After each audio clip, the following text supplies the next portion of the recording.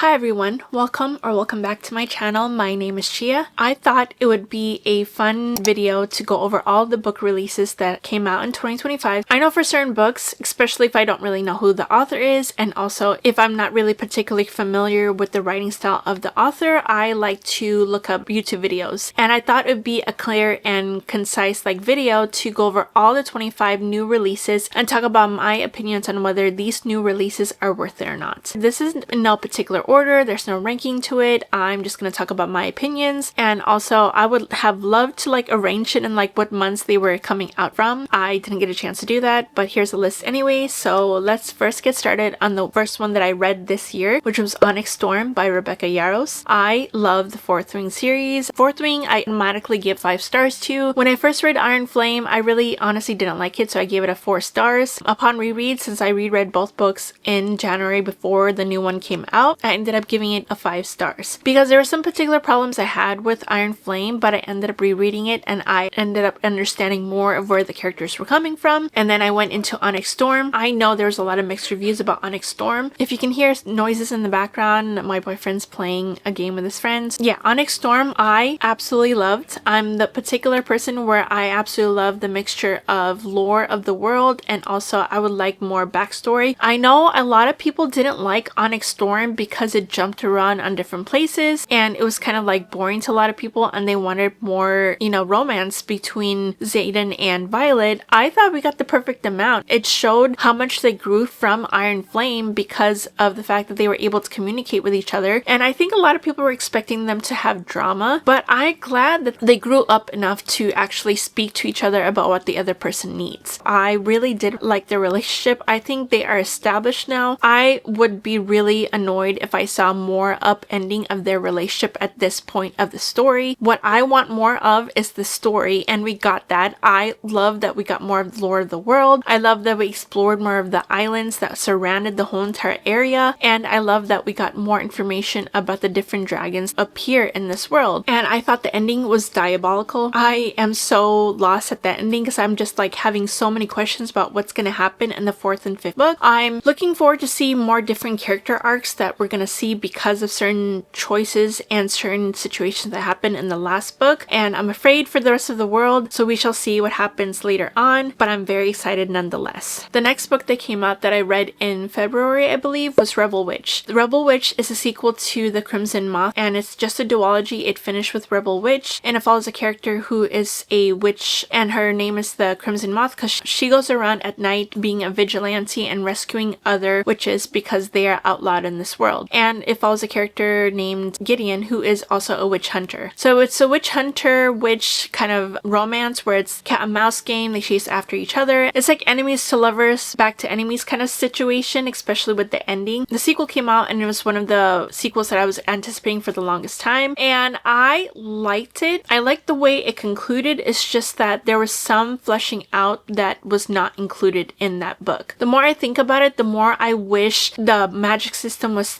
talked about more and explored more, but it felt like it took a back seat to the main character's storyline. And I know they're trying to establish a romance between them to flesh out that part, but I just thought that the plot kind of wrapped up really quickly for what it was. So I'm kind of sad because I did overall still like it. It's just I wish there was more to it, and I was a little bit bored at certain points of the story, and I wish it was fleshed out more, unfortunately. The next book I want to talk about is The Favorites by Lane Fargo. This book was not on my radar until everyone started talking about it. It's a literary fiction. A lot of people say it's contemporary romance. It is not a romance. Do not go thinking it's a romance into it. It's very toxic. It talks about 2 characters who were friends, and as kids they grew up with each other, and they ended up growing up to become figure dancers and became each other's partners. But unfortunately, when they started joining into the figure dancing world, a lot of stuff started getting in between their relationship. They started noticing more and more how ambitious everyone is in this world, and also the female main character main goal was to be a part of the Olympic Games and get Olympic gold. But because of this, their push and pull of their relationship and the toxicity that happens because of the choices that they made kind of affected their relationship, and it just goes on from there. It flips back and forth between a documentary that's being made about their story and also present and past day, and the female main character, she ends up finding out that a documentary wants to be created infuriated, and so she ends up wanting to tell her story. And it's just a crazy story. I have mixed feelings about the ending, but it was still a 5-star read nonetheless. I love the writing, and I was so engrossed, and seeing the behind the scenes of like the figure skating, figure dancing world, and how you can't really trust anybody because everyone's all out for themselves because they all care about their own ambitions and their own careers, and you can only trust yourself. I despise the female main character at some points because of the choices that she made, but I love the fact that she, after like certain like situations that happened, ended up growing up as a character, and so she had to make different choices. I think if you really like literary fiction and want to pick up this book, especially if you like Daisy Jones and the way it was formatted, along with like the different toxic stuff that happens at Magnolia Parks, you like the character development of certain characters, I think you would like really like this. Just don't go into it thinking that you're gonna like a lot of the characters, because you will not. A lot of them will be so infuriating, and also there's only like one character outside of like the film main character that I ultimately liked at the end. So I really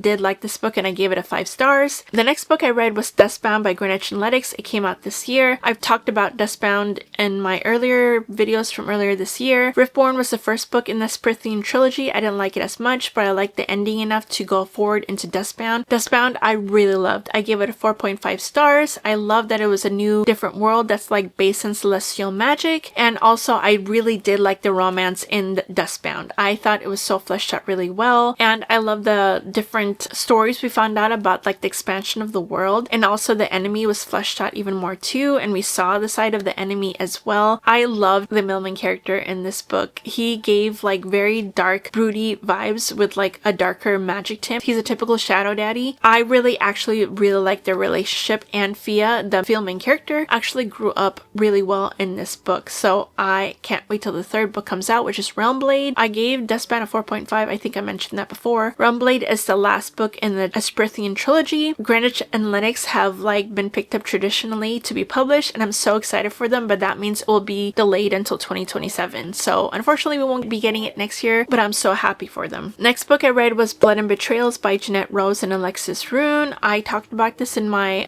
September wrap up. It's very similar to Zodiac Academy, where different magical creatures go into a college and they attend different classes. The main magic system is like based on runes, and every single different magical creature is divided into realms, and they go meet into Avalon University and they go to school there. We follow a character named Summer. She is a fae, and she's not really a part of the regular fae in her university. She ends up befriending a vampire and become best friends, and she ends up falling in love with an angel named Connor. And it just follows like the different things that happen, and there's also a shadow sort of like stalker. I like the world, I like the characters, but I don't like the fact that it dragged on for so long. It's like 700-page book, and there were so many repetitive things that happened, and that not enough fleshing out of the plot. And also there was way too many spicy scenes between Summer and Connor, and also the main things that were happening in the book were basically like frat parties, and then like also a bunch of them sleeping around, and also like just them attending classes, and there just wasn't enough going on in it for me to like it. The thing that redeemed it for me a little bit is the shadow stalker. I did like Summer and his interactions, and also the ending was kind of like sad. It kind of took away the impact about it for me because of the fact that it just went so repetitive, and like the story just kept on going when it could have like cut out like 300 pages. Unfortunately, I gave this like a 3.5, I think 3 or 3.5. I just didn't like it. It was very bingeable. The writing was like very fast paced, but I hated the repetitiveness of it. I will be continuing on with the 2nd book just to see what happens. That'll be the deciding factor if I do continue on with the series or not. Next one is Say You'll Remember Me. So this follows a character who unfortunately has a mom who is suffering through Alzheimer's, and she has to leave her city and go back home to take care of her mom and share the responsibility between her family members. Before she ends up moving there, she ends up going on this like whirlwind date with a character who's a vet, and they end up falling in love with each other and try to work out a long distance relationship. I liked it, but after a few months after reading it, I just thought that there was points where it just focused too much on the family members, which I understand because the female main character was kind of going through a lot. But the thing was that it just focused more on that instead of the romantic relationship. And I know Abby Jimenez splits between a literary fiction kind of book while she also explains the romance, but I didn't get enough of the romance to really like it. And also I did didn't like the modern references in it at all. I know it's a contemporary romance, but I hate the fact that TikTok was brought up and there was a whole entire scene where this viral TikTok video came about that included the male main character and the female main character. So unfortunately, I did end up giving it a 4 stars. I am looking forward to the next book that comes out, which is The Night We Met. I think it's a part of the same sort of like characters of Say You Remember Me, but we'll see what happens with that. But I love her writing nonetheless, and I just was kind of disappointed by it, but I did like it enough. The next book is the conclusion to the Powerless trilogy, which was Fearless by Lauren Roberts, and I liked the conclusion. I did, but I don't like the fact that it kind of repeated some of the things that happened in the first book. And also I feel like Kai kind of like took place in the background because it was all about fixing the problem that was happening in the third book. I don't know, I just felt so bad for Kai. There was like no character development for him, and he was still down bad for Peyton, but I kind of got annoyed with Peyton a little bit because she kept going back and forth on certain things, and I'm like, girl, this is the third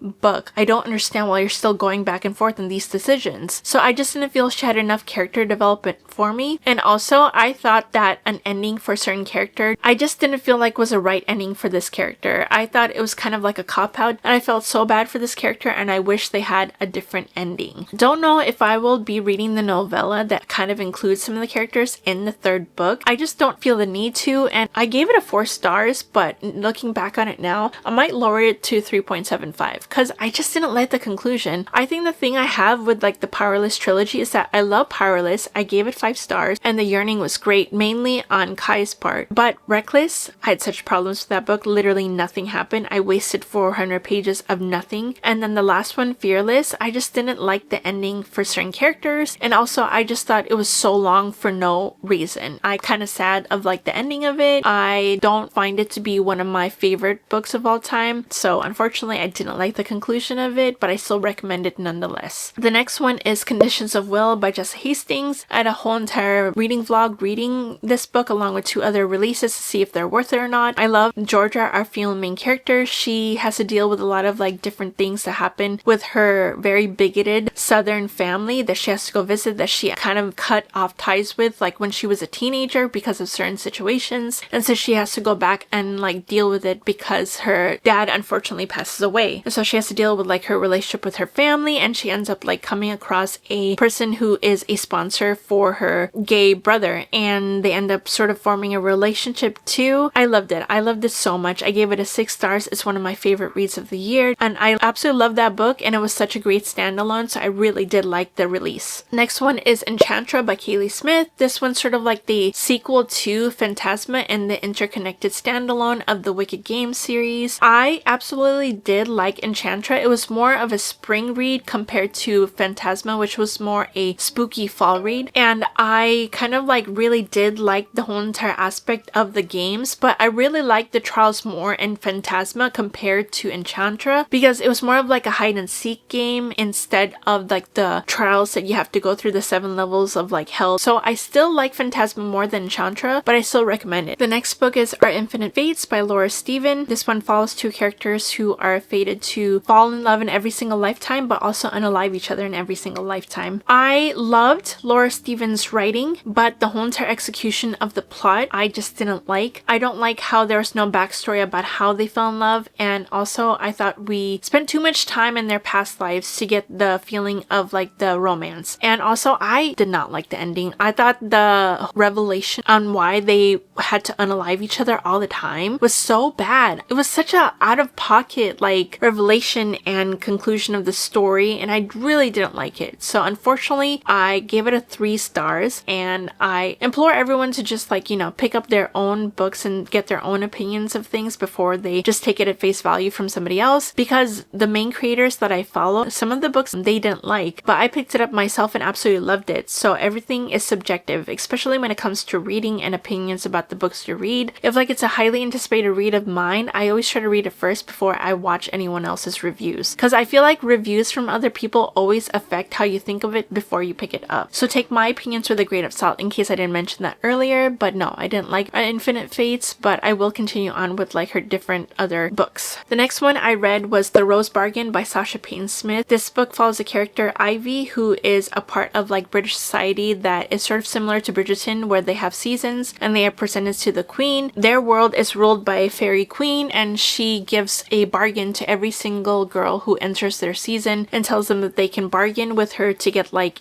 something like a characteristic or a talent or parts of their body to have better advantages during the season. Ivy is a part of a family who, unfortunately, her sister went through sort of a scandal, so now they're tainted. The queen ends up bartering that her son will be choosing a bride in this season, and she becomes one of the competitors. And it's a combination of like the whimsy from Once Upon a Broken Heart, and also, like I said, Bridgerton, and also the cruelness of the Fae from Cruel Prince. I absolutely love this book. I gave it a 4.5. I love the writing in this book. I fell in love with the characters, and I like that it focused more on like the relationship that Ivy had with the other female main characters in this book compared to only focusing on the romance. And so I absolutely love this book, and I cannot wait for the sequel. I thought the cliffhanger was great, and also it's not, you know, the best, like most unique story, but I love the combination of the different things, and I like the story, so I can't wait to continue on with it. And the next book I read was Direbound by Sable Sorensen. Again, another book that I didn't have anticipation of, but I heard about it. It was very talked about and very hyped. Picked it up, and I actually really liked it. It's very similar to Fourth Wing, but instead of dragons that you bond with dire wolves. Follows a character named Marin. The main reason why she ends up joining the military is because she needs to rescue her sister who's been kidnapped, and the only way to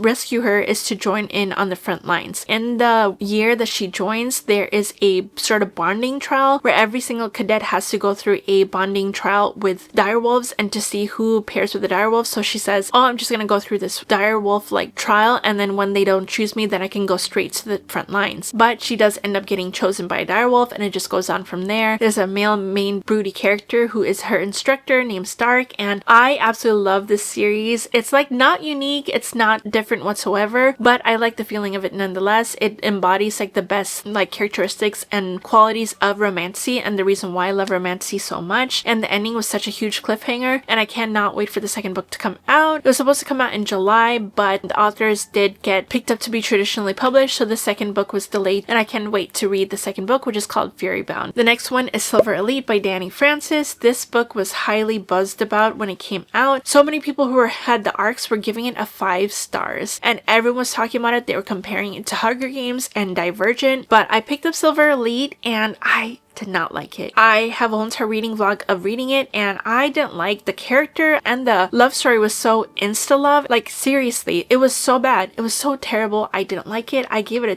2.5 stars, and I don't recommend it whatsoever. I know a lot of other people liked it and thought it was a fun, good time. I didn't, because I think the expectation that I came in with because of the marketing was kind of what killed it for me. If maybe it just stood on its own and I didn't have the expectations, maybe I would like it more. The writing was not bad at all. I will not be continuing on with the series, and I just thought it was terrible, so no, I did not like it. The other one that came out, I think it came out on the same day as Silver Elite, was Shield of Sparrows by Devney Perry. This was the first romantasy that Devney Perry ever wrote. She's mainly a contemporary romance author, contemporary thriller romance author. I decided to pick it up because, again, it was another book that was so buzzed, and I actually really liked it more than Silver Elite. It was like very high fantasy forward with a subplot of romance. I love the world and the different monsters introduced in it. I thought it was so creative, and it reminded me a lot of the world of The Witcher. I liked the romance, but there were parts of it that were so very predictable. I recommend that way more than Silver Elite. I know some people were like split between the two. Either you loved Shield of Sparrows and hated Silver Elite, or you liked Silver Elite and hated Shield of Sparrows. So I was in the line of I like Shield of Sparrows way more. I thought it was written so much better. I thought the romance was better, and I thought the whole entire world was written out so much better than the whole entire Silver Elite world was. I highly recommend more of Shield of Sparrows, and I can't wait to read the sequel called Rights of Starling. And the next one is a thriller, The Tenant by Frida McFadden. I think Frida McFadden comes out with like 2 books every single year. I don't know how she does it. It's about this character who it's told mainly from the male's perspective, actually. He ends up getting fired from his job because of a like scandal, and he owns a brownstone apartment or brownstone house in the middle of New York with his fiance. And unfortunately, unfortunately, because he ends up getting fired, they have to find somebody else to rent one of the extra rooms so they can make their mortgage payments, and they find somebody who ends up being like sort of like a creepy person, and all these stuff starts going terribly around them the moment she moves in, and he ends up getting paranoid. I hated it.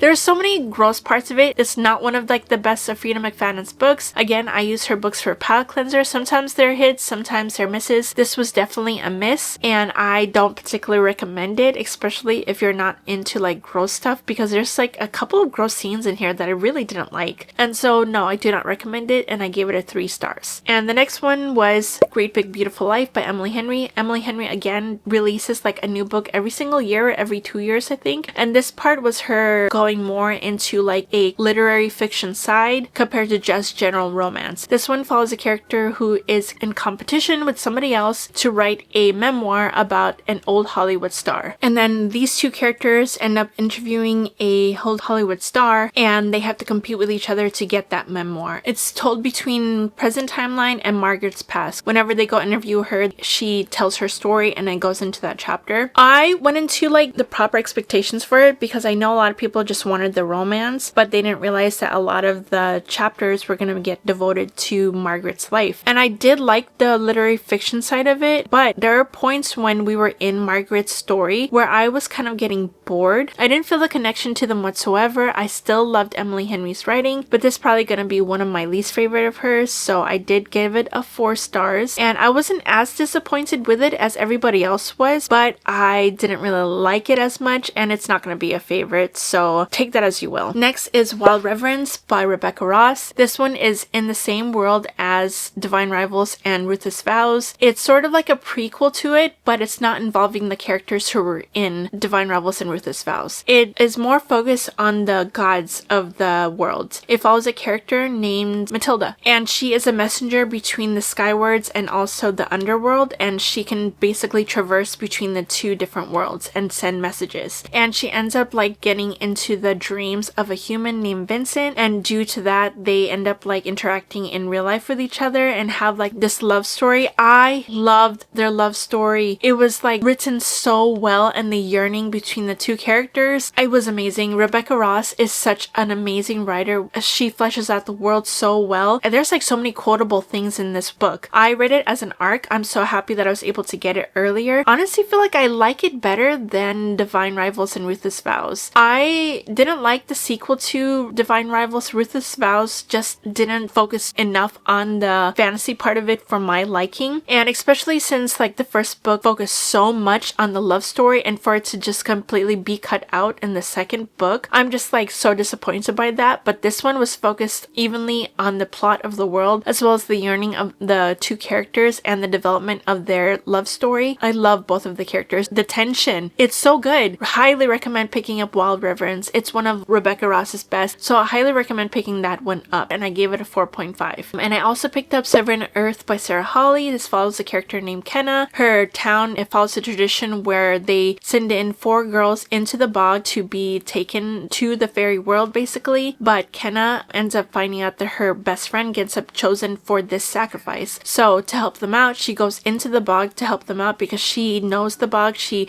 frequents it every single day because she tries to find like stuff to sell to earn money. She ends up finding the cruel fairy world around it, and she ends up becoming like a servant to a princess, and she has to help this princess out to pass these trials, otherwise she's gonna get unalived. I love how cunning Kenna was. I love the world. I thought it was a lot more slower paced compared to other fantasies I've read. I ended up giving it a 4.5 because I thought it was kind of like slow at the beginning, but I really did like the characters, and this is another book where it focuses on the female friendships more than the actual romance, and I'm so excited to see the romance explored more in the second book, which is Princess of Blood, and that just came out in September. I have it on my shelf and I'm ready to read it. Thought it was an amazing release, especially if you're looking for more cunning of a female main character. The next one I read was The Night Prince by Lauren Pell Freeman. It's a sequel to The Wolf King, and it's going to be a trilogy. I devoured this book. The first one I binged in less than 24 hours. The second one, same thing. The first one was a 4.5, but I gave The Night Prince 5 stars because I loved the male main character that got focused on in this like sequel. It's like a love triangle. I love both of them, but for my particular taste in male main characters, I'm Team Blake. He is so broody and kind of mean to the female main character. I highly recommend picking this up, especially if you're looking for like a really fast-paced romantasy that will like get you so addicted. I don't know what she put in these books that makes it so addicting, but I absolutely loved it and I highly recommend picking it up, especially if you are wanting more like a wolf shifter romance, because it's more Scottish based wolf shifters, which I absolutely love. Also, listen to the audiobook if you're like really into audiobooks. The narrator has a Scottish accent. It's so good,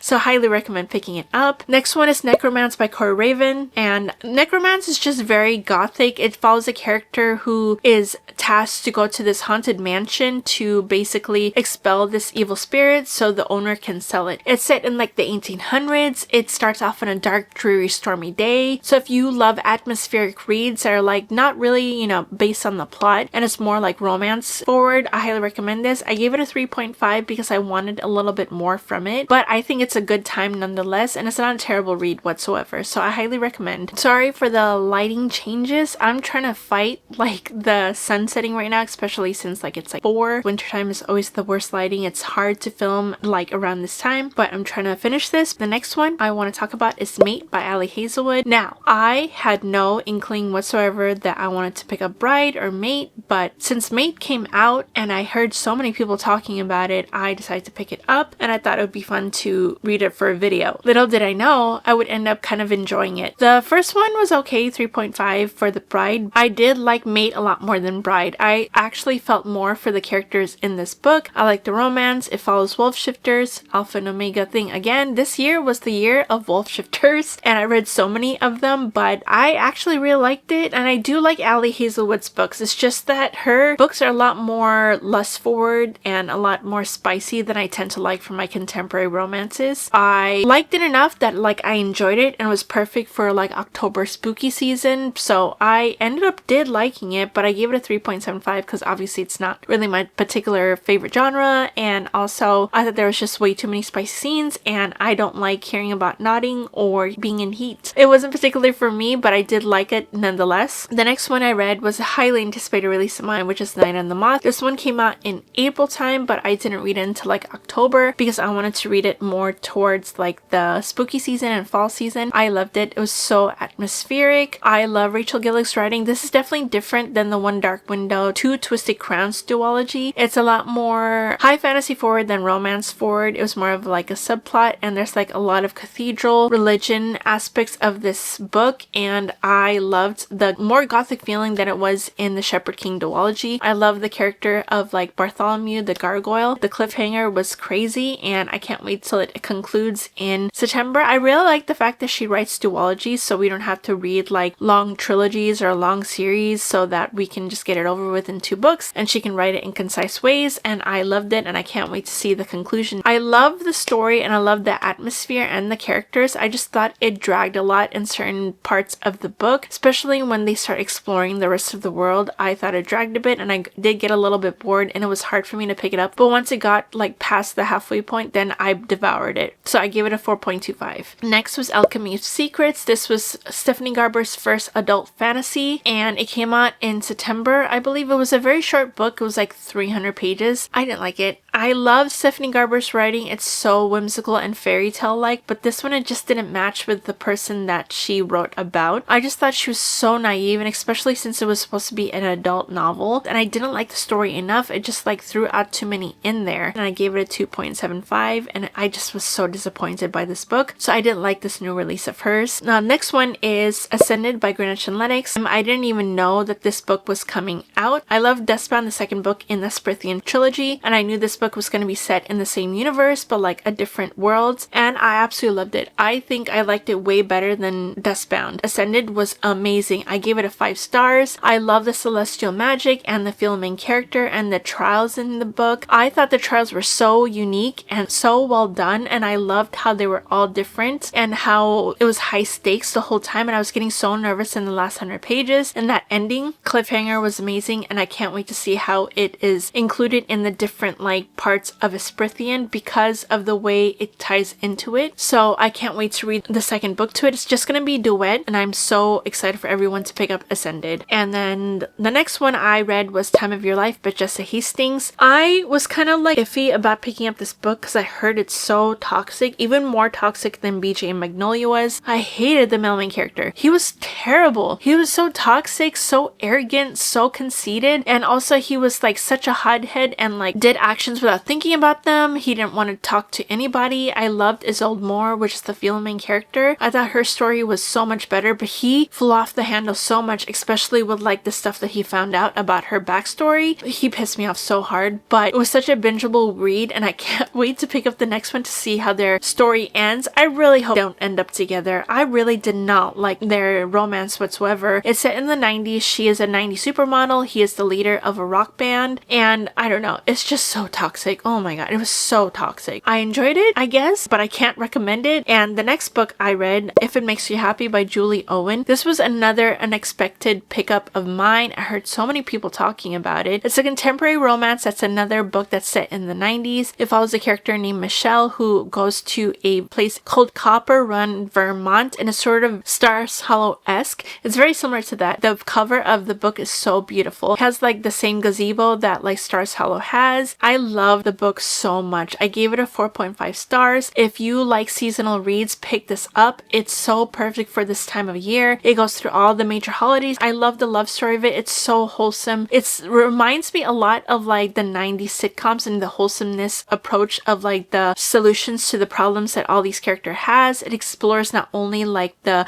romance between the two characters, it also explores like how the dad is a single dad to two girls, one teenager, one is a 6-year-old. I really hope she writes more stories in this town. It was so heartwarming, so perfect, and so different from other contemporary romances that are out there. I definitely gave it a 4.5 stars. It's like a long book. It's like 500 pages, but I flew through it. So I highly recommend, especially if you're like looking for a seasonal contemporary romance book that like will be perfect for this time of year. Second to last book is Brimstone by Callie Hart. I of course picked it up as soon as it released. I read it in my continuing series vlog. It follows a character named Sirius. She is a human and she ends up falling into a fae world with like opening a portal, and she ends up meeting a male main character who is a fae named Kingfisher. He's brooding, he's mean. This man has such a dirty mouth, and the way they like developed into a romance I absolutely loved. I love the world, and also you find out that she's sort of like an alchemist and one of the only alchemists left in the world. I love this sequel. I don't think it suffered from second book syndrome at all because it fleshed out the world more. We saw more of the places that were mentioned in the first book that we didn't really get to explore because we were mainly in two areas, and I love that the characters developed really well in this book. We got a new POV, which is Kingfisher's POV. Carrion is one of my favorite characters. He is the comedic relief in the story, but he also developed really well in this book too, and we saw more depth to him and less surface level. And Ceres is such a badass. She grows into herself more in the second book, and she completely won the book for me, and also she ended up owning what she had to deal with in the second book, and I can't wait to read the third book because of that cliffhanger and the last, especially the last line. I give it a 4.5. I couldn't give it a 5 stars just because of the fact that there are some points where I felt like there was too much spiciness for me, and also I thought it dragged a little bit towards like the middle part, but otherwise everything else was really great, and so I absolutely loved it. And the last book I want to talk about that released in 2025 was Dawn of Chaos and Fury. It was one of my most anticipated releases. It came out at the end of November. I got an arc of it in October, and I thought that it was really great for the most part, but I'm gonna go over this more in the vlog that I read about it more if you want to know more of my thoughts of it. There are some parts I was really disappointed in. I thought the beginning was perfect. 40% in, I was so like settling back into the world. It's such an infuriating like book too because a lot of the characters you absolutely hate. There's not really one character that's completely good. Every single character is like morally gray. Everyone is out for themselves, and they have to develop into the characters that like we get to know and love because of the first 3 books. All 3 books I gave a 5 stars to. This one I ended up giving a 3.75 to, unfortunately. There was a choice made in this book. There was a trope that was explored in this book that I absolutely wish that it wasn't chosen whatsoever. Because of this particular trope that was chosen, I felt like a lot of the character development that we saw in the first 3 books really took a back seat, and I was like such a Tessa like defender. Everyone thought she was childish and so wishy-washy with her feelings, and also she was so infuriating, but I loved her. I defended her because of the fact that she went through a lot, and she had a lot of PTSD from a lot of the stuff that she had to deal with growing up, and also she didn't know who to trust because everyone used her. I just just like was her defender. But this book, oh my god, she like completely blew out all of her character development. There were parts of it that I thought was really great because I did see a lot of character development in a lot of our characters, but the fact that they would go back and forth on it, it's like they didn't learn anything. And also the only reason why it didn't get lower than 3.75 is because of Axel and Kat. And also I love the other new POV that we got too that I never thought we would get. I love that character's character development and I felt so bad for this character's backstory. Still recommended overall. I just didn't like the conclusion of it. I was really disappointed. And it was such a long book too. It was longer than all the other 3 books. It was like 755 pages. So that was all the new releases of this year that I personally read. I read 28 of them and I hope this was like a better, like more direct like video where you can go to if you end up wanting to hear reviews about like 2025 releases. Anyways, if you made it this far in this video, comment down below what your favorite new release was of this year. If you want more videos like this, like and subscribe. It really does help my channel a lot, and I will see you all next time. Bye.